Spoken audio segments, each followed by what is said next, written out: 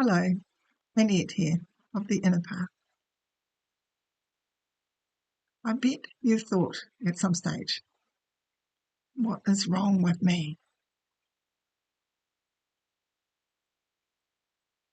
Maybe even someone said to you, what is wrong with you? Can't you see what I'm getting at?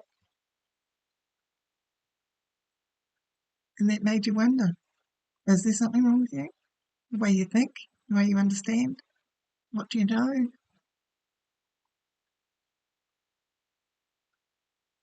Could be lots of thoughts going on from that. You know, you could think all sorts of things. They could go round and round and round about what's wrong with you. What's wrong with you that you can't do that job? What's wrong with you that you can't find somebody who loves you? What's wrong with you that you haven't got many friends?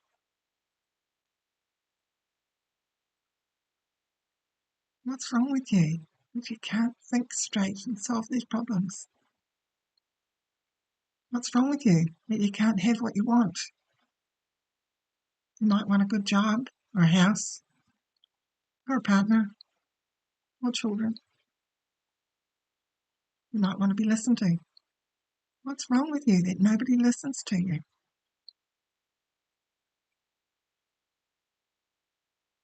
Go on and on. What's wrong with your body that it doesn't work the way you want it to? What's wrong with your body that you've got pain? And you know what usually happens when we think there's something wrong with our body? We head off to the doctor, hope the doctor's going to come up with an answer. And usually they do come up with some sort of answer.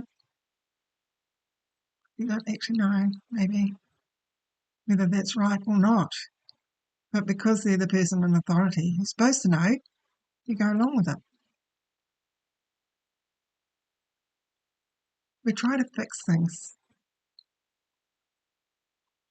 I think it's probably a fairly human, natural thing to do, to try and fix whatever it is that we think is wrong with us, whether we know what it is or not. Even when we wonder whether there is actually anything really wrong, we still try and find some way to fix it. So with physical things, we go to the doctor. So with mental health or emotional health, do you go to a therapist to try and fix it?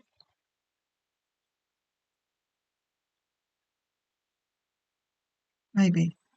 Not quite so likely, is it? Funny how we like that. Seems quite acceptable to go to the doctor. Not quite so acceptable to go to a therapist to fix something to do with mental health or emotional health. And yet, why not?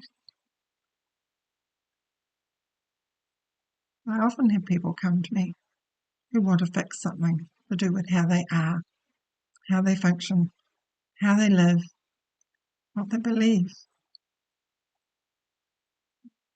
And the really interesting thing is that somewhere along the line, as we inquire into this, what needs fixing, the person usually discovers that actually there is nothing to fix. Things we want to fix in terms of mental and emotional health, and even body health actually too, is usually something to do with what happened when we were a child. What sort of strategies we developed in order to cope with what was going on back then. And because we were young and immature, we couldn't think things through. We couldn't understand what was going on for other people. We only knew what was happening inside us and how we felt. And usually how we felt was not acknowledged by anyone who was looking after us. So therefore, we didn't acknowledge it in ourselves either. But it was all about surviving back then, because when we're little, we're dependent on the adults who look after us. So somehow or other, we have to fit in with them, not create too much disturbance, not rock the boat, try and fit in, try and be good, so that we can survive. And then those patterns, they got stuck in the subconscious.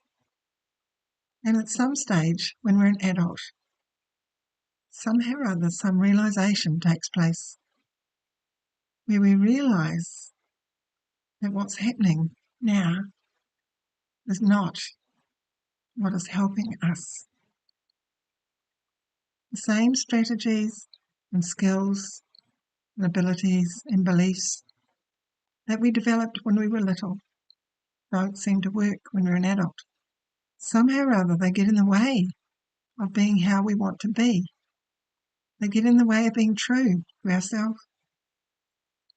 So when we keep on following those strategies and those patterns, in a sense, we're betraying our true self.